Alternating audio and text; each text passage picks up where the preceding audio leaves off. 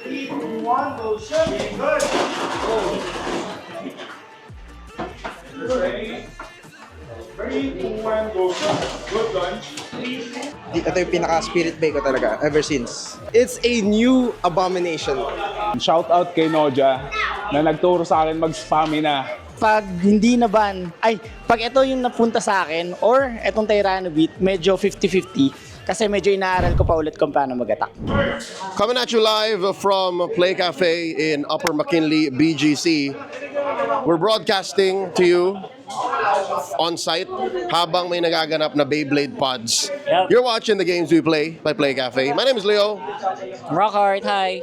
He's a returning guest. I'm so back. You guys loved the last episode we did with him covering BeybladeX. So we're gonna do it again, but More. with a different twist. A different spin. I missed. Sayang, andun na eh. Sayang, man. Pero, real quick, a reminder for all of you all watching, Playcafe is located in Upper McKinley. In BGC, we're open from 2 p.m. to 2 a.m. On weekends, 10 a.m. to 2 a.m.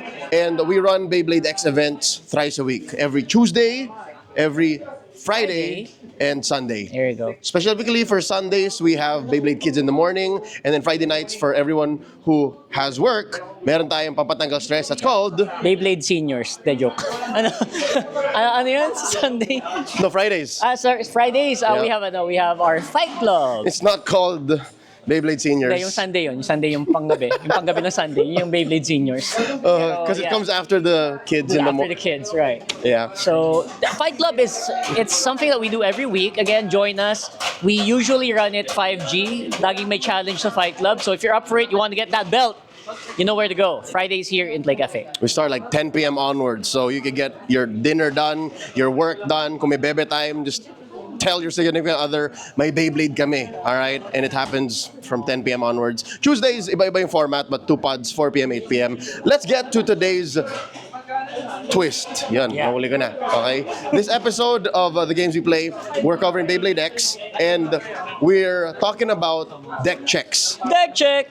5G yung format ng Tuesday, but it's blind band. So we wanted to see what people brought to the table and how they built their decks, what their decks are all about, and we got a handful of community members, players here at Playcafe to share with us. Yung masaya dito kasi itong ginawa naman nila blind na bands. So bring 5, randomly dalawa yung mawawala. Oo, it's a little more challenging than the usual 5G. So mahirap na yung 5G in the first place, tapos i-add another layer to it. I feel like na-testing talaga kayo today. Yeah, I think the secret is you have to just be ready to play any 3. So hindi pwedeng may tapon Beyblade. Oo.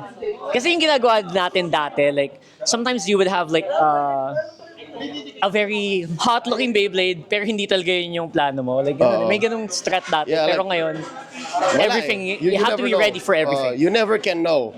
Sometimes, I would just leave my AP there and they would just ban the AP when I don't care about it. Diba? So may mga ganon. What is your strat for 5G? For 5G, it's sadly a little bit more spamina side. Oh, excuse me. Excuse me. Yeah, you were saying your strat for 5G. Instead of 5G, I still run pretty much the same that I do. I just add like 2 really good ones. That So I'm walang happy tapon din? Walang Wala talagang tapon strat? tapon eh. I especially right now, medyo maglalagay lang ako ng masakit sa loob, like Silver Wolf, ganun. Kadiliman, you know? Kadiliman, pero yun, basta you can play it and there's still a pretty good win rate. Kasi pera pa rin yun. So we'll now go through a handful of 5G decks. Thank you again for those who all shared. We'll run through them and then we'll review them. No? Parang we'll react to the way that they built their decks, specific Beyblades that they picked, some parts. Tapos, kayo na rin, comment down below if you think these are cool builds or kung meron kayong favorites na share ng mga community bladers natin dito sa Playcafe. And if you're enjoying the kind of content we put out, please like this video and subscribe to the channel. Game. Let's start with one. Rockhart, this is a guy named Ambush. Ambush. So, Ambush is a familiar face. I think he's a relatively new blader. And this is his 5G deck. Let's just watch this. Ako si Ambush. Tapos ang deck ko is Impact Drake, 460 point. Tyrano Beat, 770 Rush. Cobalt Dragoon, 360 level, P-Wing, 160 low rush, tapos Silver Wolf, 960 free ball. So, ang favorite kong tatlo is P-Wing, si Tyranno Beat, and si CDG. Ayan.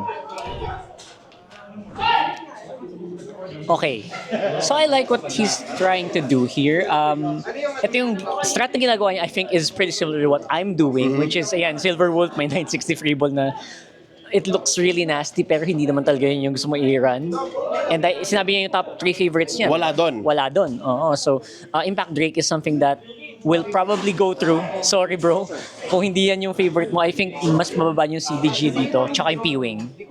Pero yeah. Kung random naman, ready lang siyang laruin. Yeah. Diba? You have to be ready for it. There is a combination of Beyblades for him that regardless of what comes through, his favorites will still perform. Kailangan yun dito kasi blind ban. What I'm worried about is his 460.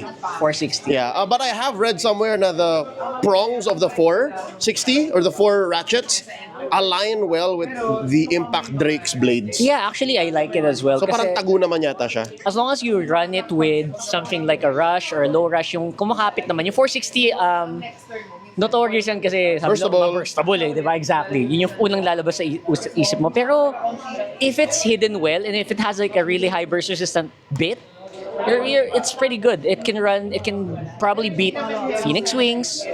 It's good if we're in attack versus attack din, di ba? Medyo talo ka lang talaga sa stamina minsan. Oh yeah, no, I think he forgoed stamina. Like, Yeah. I don't care, even with point. So maybe if there was something I would change with the Impact Drake, huwag mo na i-point, pre. Like, change it into an attack bit na talaga. Something like, ano ba? Level? Yeah. Pwedeng level to? Since Yeah. kaso CDG na sa level. Yun nga eh. Secure, adjusted, ayun yeah. I don't Rush know mo na lang kaya? may Ay, di, rush may na rush din siya eh. Flat. Flat, yun. Oo, just go for a more aggressive bit and then never look back. Kung ID man lang yan. TB770 Rush is like a UX10 I love special. it. Yeah. It's a classic. Everyone loves it You can't go wrong. internationally. I think yun lang. Ang pain point ko lang or something I would adjust personally is the ID. True. Well, I'm an ID skeptic to begin with. That's true. Yung Seawall, I mean, it's pretty easy to run. It's fine to keep it there. Phoenix Wing 160 low rush is, I think, his main attacker dito Yeah. sa lineup na to. TB is like your secondary, then CDG I think he will leave it at last. Yeah. Idudulo niya to. Pero triple all attack siya. All attack yan. If you're basing it off of his ideal, I'm a big CDG 360 level fan. So yun yung pinaka-main attacker mo, tingin mo. It's a reliable attacker with some stamina. Yeah. All right, we'll move on to the next community blader. Let's check out this 5G deck. Hello guys, I'm Pros from Team Garuda. Garuda represent. Bali, i-reveal ko lang yung 5G deck ko na nabuo. My favorite one, the Black Cobalt. Tapos yun, classic yung build. 560 elevate for more effective spin steal. Then, may Wiro. 160 low ball. Free ball. Bali yung ratchet niya, 160 para kahit papano makalaban sa mga spin steal ng Cobalt. Tapos ito, bagong build ko. Siwu, 960. This ball, bali ang hirap i-burst. Tapos stamina rin. So talagang tumatagal. Parang dalawang elevate mo. Oo, dalawang elevate. Grabe, ang hirap i-burst nito. Tapos pati bigat na din. Bigat kasi pinakamabigat na beat sa BeybladeX. Then may Shalong Bow 760 Hexa. Ayun, bali yun niya. Pang stamina. Tapos may last one ito. Yung my most experimental build. Bali Scorpio 360 high needle. Bali ito kasi more on defense type. Tapos ang pag-release ko talaga nakatilt siya para ma-protect niya yung ratchet at beat lalo na sa mga attack type. Bali nire-ready ko lang lagi siya for attack type. Ayun. And that's my 5G deck. Thank you. And my Yung pinaka-ideal mo na pag ito yung tatlong natira tapos. this. This is my final 3. Yeah. Pag yan lumusot, Black Cobalt. May kakalagyan yung kalaban. Yun. Thank you. So, okay. So, not surprising ako sa una, syempre, si DG560 Elevate. medyo normal. Normal to have it. Oh. Euro 160 free ball. I mean, it's a good alternative. Oo. Pero dun ako sa pangatlo. Yeah, we usually see Riro 160 hex yung dulo. Hexa, oh. Or ball. Nabanggit niya nga rin yung ball. So maybe there was a past version of this deck wherein he ran with ball. Ball, Tapos ginawa niya free ball because he mentioned that anti-CDG daw. Kasi it lessens the amount you can spin steel. Yeah, So yeah, that makes yeah, sense. That's brilliant. That's pretty I love good. it. It's pretty good. But the third though. Siwo 960 disc ball. Okay. If you have... not a meme. It's not a meme. If you have enough control, actually tama siya eh. Disc ball, if you can control it well enough, feeling ko kaya eh. Feeling ko mala-elevate yung epekto niyan eh. Yun nga, if you heard it from the background, that's me saying, parang dalawa yung elevate mo. Oo. Because it's a heavy bit, and it's still technically ball. True. Ang danger lang naman ng disc ball, feeling ko pag, alam mo yung pag medyo bago as Beyblade, susubukan mo, ay, ano ba yun, pumuputok. Parang ganun eh. Yeah, but Pero if you use it enough, and if you Yeah. actually are able to protect the disc ball, it will have an elevate-like effect. Frost says it's so hard to burst daw. So by going with his principles of number 1, sobrang bigat daw, and then number 2, it doesn't burst. Like, isn't that what you want from Siwo? Exactly. So Like, I mean, if it works, diba? seems magical. Seems magic. His fourth bay was Nightmare 760 Hexa. Like that's pretty. That's a mean That's pretty green classic. staple. Like Yeah. I keep it in my deck a lot. Ganda din, medyo color max siya halos dun. Oo. I like it. Tapos yung dulo, ito, you're more the Scorpio Spear enthusiast. You have more reps on it. I literally have like this many reps on Scorpio Spear. Is that a good build? Like, do you like 360 high needle Do you like 360 is- high needle? Gets ko yung logic niya, pero I still feel like high needle can kind of, is a bit lower tier on a lot of things. Stamina, actually, I don't want to diss it kasi hindi ko pa na-try masyado high needle. Pero the times I tried it, it feels a little looser compared to like alternatives. Actually, mag-wedge ako instead dito eh. 360 wedge, pwede yan eh. Wedge tech is valid. I like 360 though. 360 Kasi is great, It yeah. aligns so much with the weight of when Scorpio goes attack mode. True, So true. parang talaga ramdam mo nagiging attack siya bigla or lumalakas yung pitik niya when it does turn eventually. Yeah. But I have a problem with it being high needle. Exactly. It's Yung, because- yung high needle nito, imposibleng mag-attack to. Yeah. Yan sa puntong yan. Any height you add to Scorpio, I feel like is a liability. But that's just me. It's already high enough. Oo. It's on its own, it's really already high Beyblade. Kaya siguro skeptical ako Scorpio kasi nga I always, like mine always just goes, Yun lang. Kaya curious din ako sa results. Tingnan mo yung challenge mamaya. Yeah. So that's Hopefully good. we'll see. That's Garuda Frost. I am an honorary member of Garuda fam. In case you didn't know, nakasama ko sila the other night in a pod and like great people. Naging Garuda siya for a day. For a night, and I For a was night. champ. So Reppin'. stats don't lie. 100% Garuda fam Yeah. champ. Okay, we'll go to another deck here. Let's watch this. Okay, hello, I'm Farish. Bali, kilala ako as katindig. So, ito yung 5G deck ko. Ang tawag nito? Cobalt Dragon, 560 Elevate. Then, Silver Wolf, 970 Ball. Aero Pegasus, 160 Low Rush. Then, Wizard Rod, 660 Hexa. And then, Scorpio Spear, 960 Free Ball. Then, my favorite is this one. So, Wizard Rod, 660 Hexa. Then, pang-counter ko kasi ito sa CDG Elevate. Then, the second favorite is the Scorpio Spear and 960 Free Ball. And the last one is Cobalt Dragon 560 Elevate. So, bakit meron akong Aero? So, sa 5G deck kasi, so, feeling ko pag etong tatlo yung na-pick, yung CDG, Wizard Rod, and then the Scorpio Spear, feeling ko mananalo ako. Then, kung sakali man na maban yung dalawa dyan, at least meron akong pang panghabol sa pag ako ay pag 3-1 yung score ganun. So ito yung panghabol ko. Then shout out kay Noja na nagturo sa akin mag-spamina. So yun lang, let's go. Okay. I like yung gusto ko yung logic niya dun. Tsaka tama yung AP, ang ganda panghabol talaga ng AP, honestly. Yeah, kasi with rush or low rush, it has decent stamina na if you attack something enough, ma-outspin mo siya. It can kind of also deal with Wizard Rod matchups, diba? It's really good. It's really versatile. Kung swertein ka and you're able to aim it well, you can just extremer pocket. Like, Yeah. I love the Wiro 660 Hex. Actually, I run this at home. Hindi ko siya nalalabas sa... so, naluto mo na yung 660. yeah, Bakit? Like, it's proven. It's proven. so, what is that? Is this... To me, whenever I see Wiro kasi, I wanna get as much as symmetrical. Besides the 4, right? Besides the 4, beside the 2. Gusto ko medyo parang full shape yung ratchet. So, what was the results? Hindi, actually, tama yung sinabi niya. Like, it's literally anti-CDG lang. That's the only reason. Pambugbog ganun.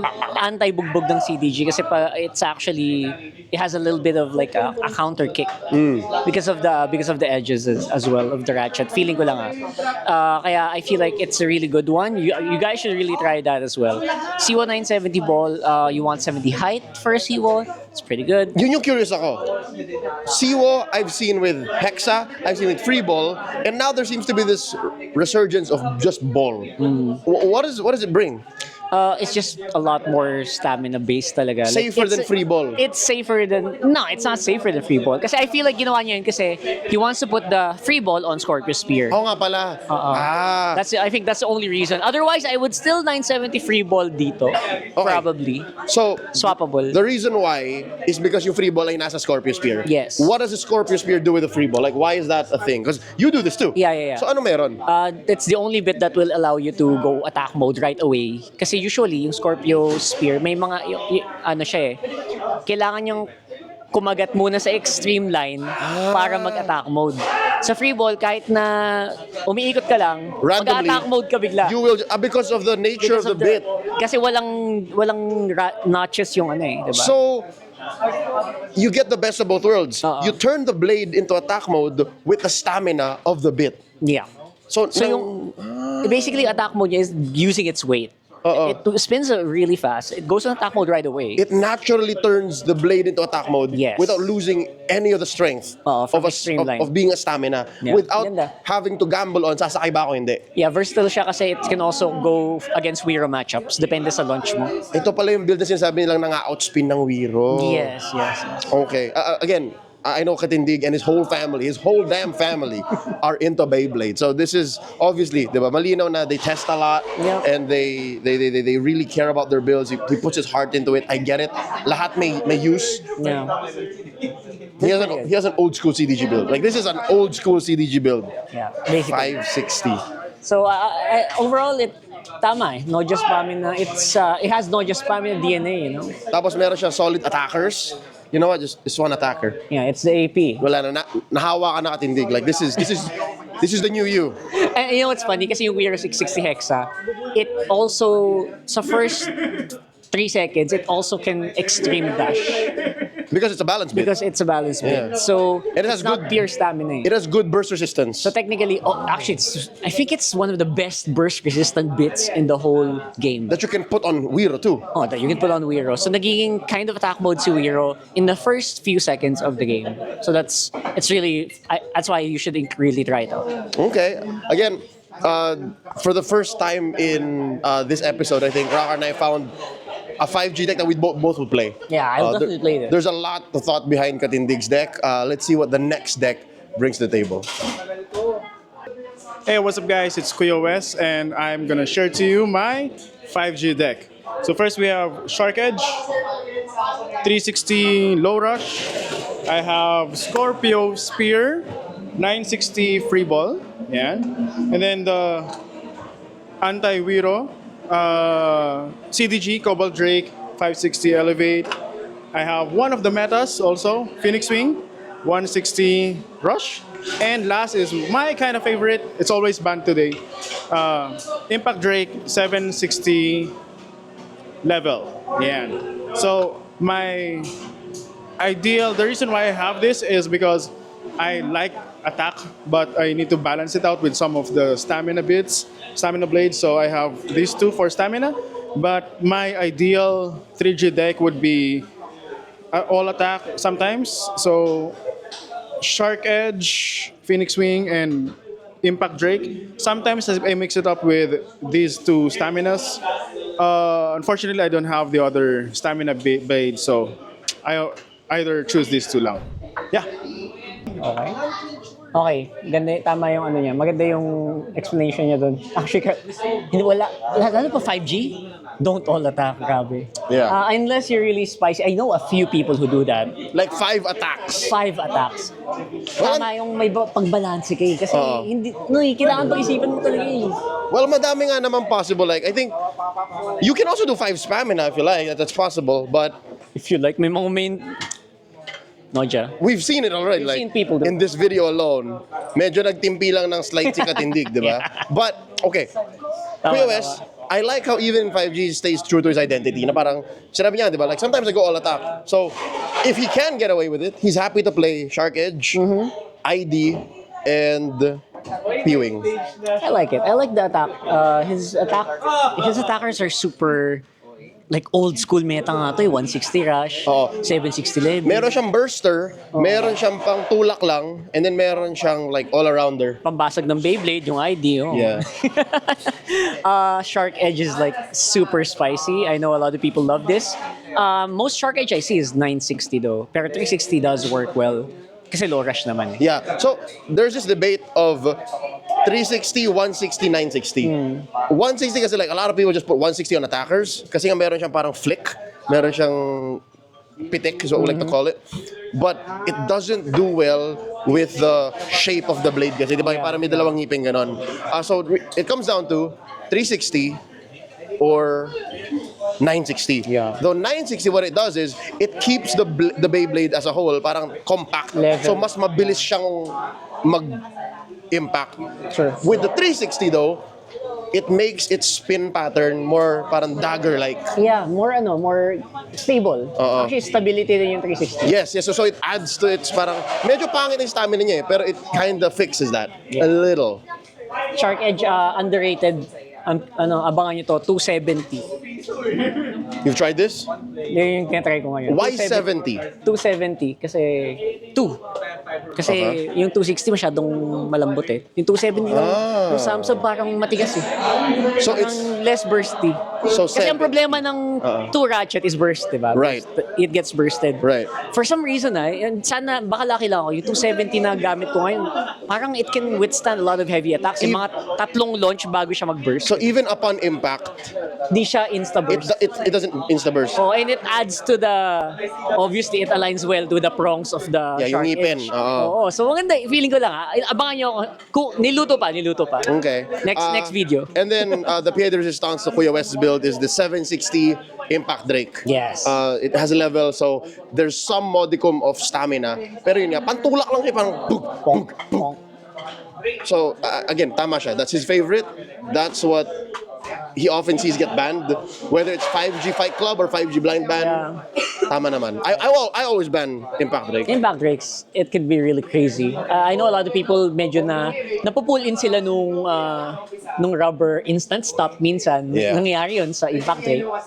It's part of it. Pero siguro nagagawa ng ibang tao depende sa launch nila. Mas mataas yung chance na yung kalaban mo talagang tatalsik. So, And it doesn't matter if you have low stamina. Kung napapakit nyo na sila or na-extreme nyo na sila, it's over. Like, there's no conversation to be had there. nagawa mo na yung trabaho eh. Yeah. So that's Coyo West. Let's check out this next build here, the 5G deck by Pey Blader Ted. Hi, ako pala si Pey Blader Ted. Ito yung deck ko. Phoenix Wing 770 kick. Impact Drake 760 rush. Tsaka Cobalt Dragoon 455 elevate. Ito, sila. Ano yung dalawa pa? Ando lang pa. Ito pa, 5G deck. Golem Rock 560 low rush. And Wiro 160 hexa. Gusto kong sana wag maban. Ito yung parang pinaka spirit bay ko. Itong Impact Drake 760 rush. Yun ang tinatago ko na sana hindi maban. Ito yung pinaka-spirit bay ko talaga, ever since Impact Drake. Yung apat okay lang. Ang apat, okay lang. Pinaka-spirit bay ko talaga, Impact Drake. Yan lang. Okay. Okay, sunod-sunod mga ID lovers na Yeah, meron tayong back-to-back ID Lovers Club. Impact Breakers. I don't meet as many anymore. That's true. Compared to dati. Yeah. Si ano kahit yung friend namin si Maui dati, ID main yun. Parang ngayon hindi na masyado. The thing with Impact Drake is a lot of newbies like it, and then you kind of fall out of love with it. And then because I know Pey Blader Stead true. has been blading for a while now, so siya alam niya talaga na isa yun sa mga spirit bay niya. Ano tato, lumipas na ang panahon pero siya pa rin. Yung ID pa rin, di ba? So, I get it. Like, imagine mo yun, of all the Beyblades he has, 5G na to he doesn't care. Like, lahat daw maban, wag lang yun. Tama. At the same time, ano kasi, Impact Drake, gets ko yung bakit a lot of people start with it. Kasi yung stock combo niya, ang ganda. Yeah, the 960 low rush. 960 low rush. Yun pa lang yung stock pa lang ang ganda ng i-run. So, if you can play around with it a little bit more, 760 adds more weight to it as well. Yep. So, it gets the job done. He has here a couple of spicy picks. The CDG 455 Elevate. It's very meta, but 455 has been making the rounds for the past, 8 weeks? Yeah. 6 to 8 weeks. Parang legit na siyang build. For some reason, for a ratchet that has no traditional mechanism that locks, it doesn't burst as much. That's true. It doesn't burst as much. Although, from my experience with it, kasi yung unang lumabas yan, yun agad tinry ko After like a week, lumambot talaga yung ratchet ko. The green 4055. Yeah. This one. Sad to say. Hindi, ano to sa Wizard. Oh, right. Yeah, this is 385. Oh, yeah, they kind of look the same. Yeah, they look the same 3 to kasi. 3 off. So 4, yeah, Wizard, you're right. Actually, it looks the same with this one as well. Lagi ito na pagkahaba ng 455. 360 yan. Ayan, this is 360. From the Shark Kulay. Edge. The Mountain Dew Shark Edge. The Tyrano. Yung green Tyrano mo. Oh, really? Yan I think yun. you have this. Yeah, I do. I thought it was a Shark Edge. So, this was a build that I often saw. You would have seen it too if you played in Whimsy. Gamit ni Dre. Yeah. Dre played a lot of 455 CDG. And you said, sa'yo lumuwang. Hopefully, mali lang yung akin. Pero I've also heard a few of them. Baka minalas ka lang. Pero if you can get it, if you can keep getting it, just keep using it, totoo. Yeah. Ang hirap niya i-burst. You get away with so much. Yeah. Again, as a Beyblade that is mostly stamina, okay ka lang na medyo light yung ratchet mo Kasi there's a lot of stamina combos that play 960 or 160. And these are lighter ratchets. Contrary to popular belief, it's not always the weight gain. Oh yeah, no. Diba? Like don't fall for that. Like you want as heavy as possible, lagi, hindi lagi. Like in life, sa Beyblade, meron rin kasabihan na it's not what you got, it's how you use it. So kung kaya mong gamitin yung pagiging light ng 455 in absorbing shots, not necessarily recoiling it. Minsan kapag na-extreme ka, gaganon ka lang Di ba? Yeah. Or pag na-try ka mapacket, gaganon ka lang, whoop! Tapos, okay ka na. Yeah. And as long as you don't burst, you will outspin most things. So yun yung story ng CDG 455. And then last but not least, Golem Rock 560 low rush. We both had our own honeymoon phase with Masaya Golem Rock. yeah. How do you feel about that build? It's pretty good. It's very balanced in terms of the bit of the ratchet rather. Pero yung bit niya talaga is low rush. It focuses on attacking talaga. So it's a pretty good one to do some really quick knockouts. Pero it will suffer in the late game. Oo, mababa yung stamina niya, but luckily, Golem Rock as a blade, the design, allows for even in the almost lack of spin. As in, siguro pa-deads na siya. nang-flick pa rin siya. Pag mali yung tama nung kalaban mo, naku! Ganun yung mga bumps ng Golem Rock, mang extreme pa rin. It's crazy, yeah. So, this is a very interesting build. Pey Blader Ted knows what he's doing with this 5G deck. Let's see what the next deck here has for us. So yun guys, hi, Totoy Lagit here. So yun, deck reveal lang po sa ating 5G gimmick for today. So yun, as usual, meron tayong 3 stamina. Meron tayong ang aking Silver Wolf 960 ball. At the same time, nandito yung universal build, CDG 560 Elevate. At the same time, nandito din ang aking Wiro 160 Low Orb. Okay. Tapos, ito bago lang, Shark Edge 360 Rush. And also, meron akong Tyranno Beat ng 570 point. So yun, the usual, ito lang talaga yung build ko. Para kasi sa akin, top of the food chain. Ito yung pinakamalakas na build pagdating sa kanila. And kung mapapansin nyo sa iba, naka-hexa sila, pero sa akin, low orb. Kasi, ayun nga, natatalo ako when it comes to mirror matches, lalo na pag nag-hexa ako. Pero kapag nag-low orb kasi ako, panalo ako sa ball, panalo ako sa hexa. At the same time, panalo ako sa CDG Elevate. Pero itong dalawa, hindi ko alam, wala. Malakas lang yung win rate ko pagdating sa kanila kasi dinadaan ko na lang sa RPM. So ayan, RPM plus lapag, tapos ayun na, pocket, burst, extreme, bahala na. Pero yun nga, ang gusto ko lang talaga magamit, alam nyo na yan, the 3 stamina. Kapag nagamit ko na yan, medyo gamay ko na yung game. Pero kapag napili ko, pag hindi na ban, pag ito yung napunta sa akin, or etong Tyranno Beat, medyo 50-50. Kasi medyo inaaral ko pa ulit kung paano mag-attack. Yun lang. Okay, so very OG Totoy Lagit. On brand. On brand na on brand. Oh. Also, tama yung tech niya. Ang ganda ng tech niya, 160 lower, but I actually agree. Hex has, as much as burst resistance si Hex, I love it on Wiro. It can also withstand against attackers. Talo nga siya sa free ball, sa ball. That's true, that's true. So, nag-try siya ng bagong tech na may pitik. And I think it'll work. And I think that's gonna work very well. I like how by talking about his whole deck, alam na natin, spammy na yan eh. Pero meron siyang inad na layer na you have to really read between the lines. Bakit, para sa kanya, yung CO 960 ball, ang number 1 daw. Oo. Because, look at the other Beyblades in that spammy na category.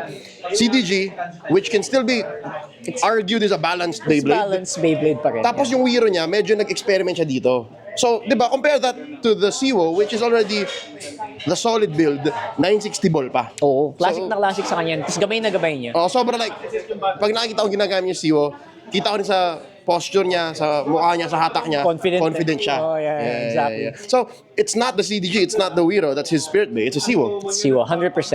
Medyo nagulat nga ako, may shark edge siya. Well, this is 5G. This is 5G kasi. And for those of you who don't know, a little known fact about Totoy Lagit Noja, attack player siya dati. Yeah. So nalulong lang siya sa stamina. Nalulong. So sadly, he hasn't gone to therapy yet for this. He hasn't seeked help. So ayan, andyan siya. Lulong sa stamina. Talaga, boss. 360 rush. Akala ko mag-low rush siya dyan. I would love to know why he wants to go rush here kasi may low rush pa naman siyang available. Yeah, actually. Kasi lower you go, Shark Edge loves going low. Yung Tyranno Beat 570 point, it's actually very reliable. I tried this exact build on Hell's Hammer. Actually, it kills base. Pretty good. Tyranno Beat is one of those Beyblades or blades that are okay with being a 70. Basta 70 mo, masaya siya. Kasi it then turns into just a base bangga to a smash attack, Yeah. which it's shaped very well for. Actually, same with Siwo 970 nga minsan yung mga Siwo Kasi players. naman sa Siwo, you want the opposing Beyblade to hit the assist blade. So para dumadaplis lang siya. So that's the mechanics there. I'm curious about the point. Bakit point? Yeah, the point is really, it's a balance bit, diba? Pero you know what's surprising about point? Ginagamit ko siya before sa Phoenix Wing 160. Yeah. Ang bilis niyang gumalaw sa stadium. Feeling ko sa gears, I think sa gear ratio niya. So ang bilis niyang gumalaw sa stadium talaga. It's something that can attack really well, really strong sa early. Tas very, very slight na advantage lang yung point siya na may stamina. May stamina. Pero hindi yun yung... Parang tatayo siya and then yun na yun, outspin. Pero it's not the point. The Yeah. point is to attack very early on. Yeah. So I First guess 5 seconds. I guess yun yung balance ni Noja is gusto niya 570 smash attack and then if that doesn't work, tatayo siya, mag-outspin siya. But again, you have to match this against an attack Beyblade. Yeah. You cannot outspin most stamina or balance That's true. Beyblades. 560 is balanced din na ratchet. A lot of people love it. It can, The five, it the can five, attack. Yeah, the 5. It can attack and also has really good stabilization at the late game. Pero yun nga lang, yung kanya, 570. I'm wondering why he did 770. Exactly. Well, kasi 7 kasi, you know the shape of the 770 ratchet is, it's for weight. Yeah. So siguro gusto niya yun instead of the... Tsaka yung protrusion sa ilalim ng 770. Honestly, medyo ano siya pag mali yung angulo mo, masama yung tama sa 770. Oh, but the 5 will fight back. The 5 will the fight 5 will fight back. All right, so that's the build on Totoy Lagit. We have one more for all of y'all, and this is from Riley. Let's check this one out. Hello, I'm Weatherlight Riley, and this is my 5G deck. And the first one is Tyranno Beat 260 Low Rush. This is actually my Spirit Bay, but this 260 is actually burstable, but it packs a punch. My second one is the first tournament I won with is Whale Wave, but it's 660 kick. Okay, this one is like a taper-ish, but it really smashes, stamina blades. And this one is my latest abomination. This is a Phoenix Wing 960 Wedge. Okay, it's a new abomination. And this is just classic, the basic, Aero Pegasus 360 Rush. It's the best bay you can come up with. And this is my safest bay, Wizrod 160 Hex, the meta build. And for my ideal 3G after banning, it would be the safest bay, the most balanced but powerful bay, and my latest abomination. That's Riley signing out. To be fair, yung kay Riley, in my opinion, it might be the spiciest build. Like overall, every single bay, except for AP, is like may different thing. Kumbaga AP kasi ano na yun tried and tested. Kaya parang hindi masyadong spicy, pero that build is actually the default for a reason, right? Some people did go low rush on it, but yes, 100% I love it. Lalo yung Tyranno Beat. Sige. So may matapang din. May matapang din na nagto-2 ratchet for an attack bit. For attack bay. With an attack bit, yeah. Kasi this Tyranno actually, two-sided bay nga siya. Parang siyang mala shelter Drake. Kung tignan mo lang yung shape niya, iba lang yung build quality. Yeah. So, and then of course Whale Wave, which we don't see as often anymore. And then it's also rocking the 660 that can, barrage attack with its weight. And then nabanggit niya na he won a tournament, his first tournament with a Whale Wave. That's true. So merong sentimental value yon. Meron siyang extra confidence. That's right. Because of that blade. Yung P-Wing Wedge, totoo yan. Ito, na-try ko na yan last week. So what is Wedge? I don't know, it's it kind of it plays on the Phoenix Wing's stability a little bit. Kasi yung Wedge, honestly, when I tried it, ang ginawa ko, Phoenix Wing 160 Wedge. I was expecting it to burst. I was just having fun. And then I played it a lot. And then I realized, you know what? Tumatalsik ko kalaban. Medyo mala hexa ang galawan. Pero again, I'm a little surprised it's not bursting. So maybe because of the ratchet. Oh, so it's unexpectedly a recoil Beyblade na very good yung defense. So kaya siguro yan yung 960 para compact pa rin siya. Yeah. Tapos the blades do the work. Yeah. Okay, I like it. And how perfect that we end this deck check episode on a spicy build like Riley's. Thank you again to everyone who shared their 5G and who gave a little insight. Kasi kami may natutunan din kami, may napipick up din kami na parang, pwede pala yun. Yeah. I love this segment kasi you also like evolving pa naman talaga yung knowledge din natin dito, honestly. Oh right? yeah. We just try to collate yung mga nalalaman namin every time we go out on tournaments. And it's not as exact science. Like It's not sometimes exact science. may gagana na dahil kaya mo na ikaw lang yung gumawa nun So let us know in the comments below whether it be on YouTube or Facebook or TikTok Reels, short form. Let us know like what your builds are like. Pero sige, we're gonna crowdsource 3G na lang. 3G. Yeah. 3G next. Yeah, we will do reactions on your 3G deck checks. Let us know. You can even type in insight like the guys did here. Yeah, we can do that next week. Maybe. Okay, for the next TGWP that has BeybladeX. Oh, that has Beyblade. All right. Beyblade. So, with that said, you can find Playcafe on these channels. Alam niyo na yan, playcafeph, playcafebgc. Rockhart, where can they find you? Just find me on TikTok, Facebook, Instagram, or at rockhartgg. Yan. All in, just at rockhartgg. He's the one and only. I'm at leocastsph, and we're gonna get out of here. Thank you for spending your time with us. Like, whether you left this video on lang or talagang nakikinig nanonood kayo, we'll see you here at Playcafe. All right? Peace.